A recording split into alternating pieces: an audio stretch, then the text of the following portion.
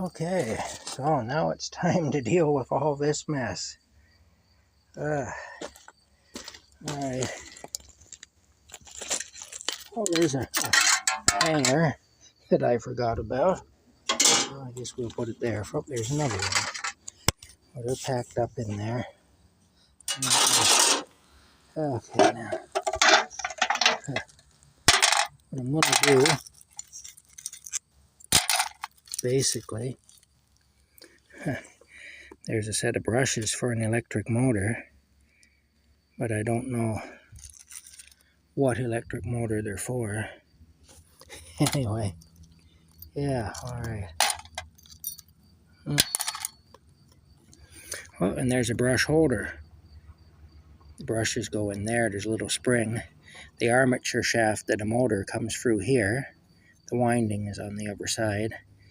And the brushes are on springs in here, and they push out against the armature shaft. And as they wear down, the spring this pushes them out a little further, so that they're constantly against the armature shaft. And eventually they're carbon brushes, so eventually they wear down, that there's no more left really, and then the motor won't work until you replace the brushes. That's what gives you your electrical contact to spin your armature shaft. And what you have with an electric motor, oh look at that, an old radio dial. This is from back when I fixed radios. There we go. That nice, eh? Anyway, what you have with an electric motor is you have what's called a field coil, and it goes on the outside. It's usually round or square with a big hole through the center, and it's copper windings that will be on each side of the hole, in some cases on 2 sides, in some cases on 4 sides. And then your armature shaft is round, and it goes down through the hole. It sits in the middle. And it also is wound this way. It's wound lengthwise with copper. And basically, your field coil is electrified at your outer coil, and that causes your armature to spin. It creates an electromagnet, basically. And that's a simple explanation of it. Anyway, let's start picking up crap. We can't have screws and things on the ground here because people drive through here. It's not good for the tires. And I don't want to be responsible for somebody having a bunch of hardship because I screwed up, basically, and let everything fall on the ground. Here's an old mechanical counter. As this spins, and that it rhymes off the... Yeah, it's a mechanical counter.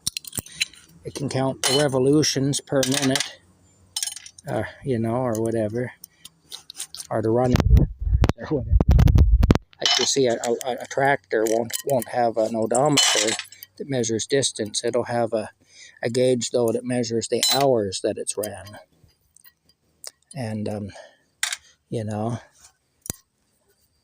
if you find a tractor that has high hours on it, then it's probably got some issues, unless it's all been rebuilt. If the engine's been rebuilt and everything's been rebuilt on it, and it's been really well maintained. Just like with a car, if you find a car with high mileage, it's generally got some issues, Similar idea. This is going to be a friggin' ordeal. This was the worst thing that could possibly have fallen out of this unit. Right here. Oh, damn. See how tough this is, though? Yeah, I can't even get that to come off. I can't lift it off. I'm not strong enough. All right, then. Ooh. All right. Well, I'm going to need both hands and maybe a pry bar to get this off of here. Yeah. That's not lifting. Yeah. All right. We'll talk later.